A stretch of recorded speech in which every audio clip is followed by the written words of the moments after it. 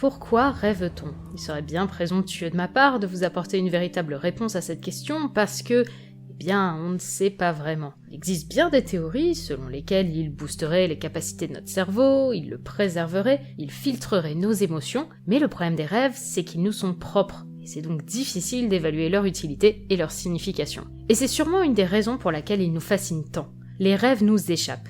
Les rêves stimulent notre imagination, notre cortex cérébral et nos émotions, mais jamais on ne peut mettre la main sur ces rêves. Cette perspective nous obsède. Comment peut-on imaginer de telles choses, des visions d'extase ou d'horreur se nourrissant de notre inconscient ? Hors de nos pensées, ces visions oniriques ne peuvent pas se manifester physiquement, sauf dans la fiction. Quoi de mieux qu'un univers créé de toutes pièces dans notre monde par l'imagination pour décrire ou montrer un autre univers imaginaire ? Et forcément, un monde tel que celui de Doctor Who est particulièrement propice à ce genre de thématique. Les rêves et les cauchemars ont donc de tout temps été présents à travers les aventures du Docteur. Dans la série, les rêves ont par exemple souvent eu des liens étroits avec une sorte de télépathie. Les Seigneurs du Temps, utilisant la télépathie régulièrement, ont donc des facilités à utiliser les rêves comme messagerie. Un être tel que le Maître n'aura donc aucun mal à utiliser les fonctions télépathiques d'un cristal temporel, comme celui de The Time Monster, afin de contacter le Docteur dans son sommeil. Il saura également imprimer une image de lui dans les esprits de tous les humains, inconscients de cela puisque survenu lors d'un rêve commun à l'humanité entière, exploit qu'il accomplit dans The End of Time. Et le Docteur pourra contacter ses compagnons en rêve, même si ceux-ci sont dans une autre dimension, tel Rose Tyler dans Doomsday. De façon assez logique, des êtres tels les gardiens, les immortels ou les dieux peuvent eux aussi manipuler les rêves pour visiter les esprits des mortels. C'est ainsi par exemple que dans Modern Undead, le Black Guardian, gardien des ténèbres et du chaos, conclut un pacte avec Whistler Turlough, futur compagnon ambigu du Docteur. On retrouve une mécanique un peu similaire avec Zéline dans l'épisode Can You Hear Me ? Celui-ci est capable de s'immiscer dans les rêves des humains et de faire jaillir leurs cauchemars pour s'en alimenter,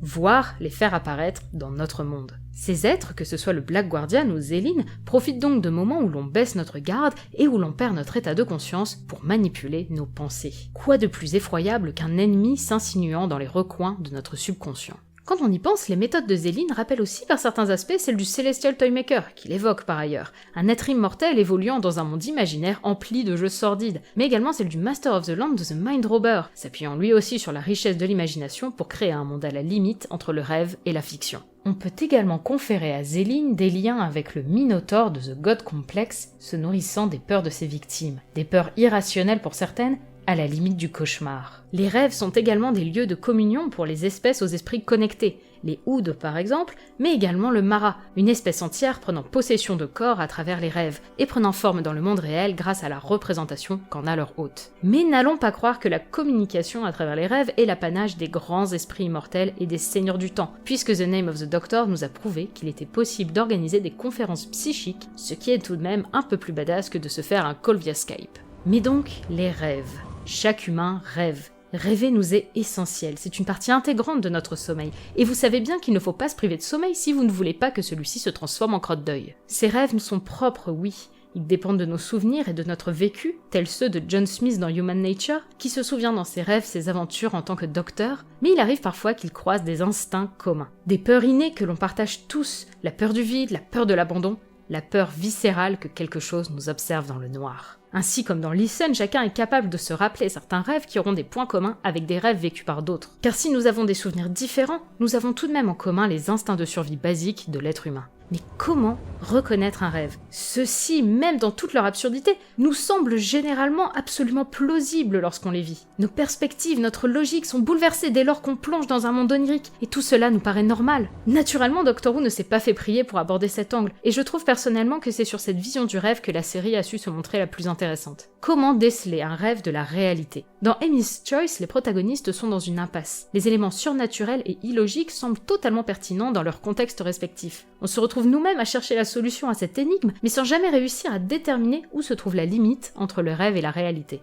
Last Christmas est encore plus vicieux et bien construit. Pour être sauvé, il faut sortir du rêve. Mais comment sortir d'un rêve partagé par plusieurs personnes ? Et comment savoir si l'on a vraiment quitté son rêve et que l'on n'est plus en train de rêver, puisque le rêve nous a semblé aussi palpable et pertinent que la réalité ? Last Christmas est pour moi la plus grande réussite de Doctor Who en ce qui concerne le rêve, avec son utilisation du concept alambiqué, mais que l'on a tous vécu, du rêve imbriqué. Tout comme Doctor Who, les rêves peuvent être tout ce que l'on souhaite qu'ils soient. Ils sont une source infinie d'inspiration, de peur, de joie, d'imagination. Et les rêves sont un canevas vierge sur lequel tout est possible, suivant leur logique propre et nous fascinant toujours, dépassant les limites de notre subconscient. Tant que Doctor Who s'immiscera dans notre imaginaire, il saura nous faire rêver.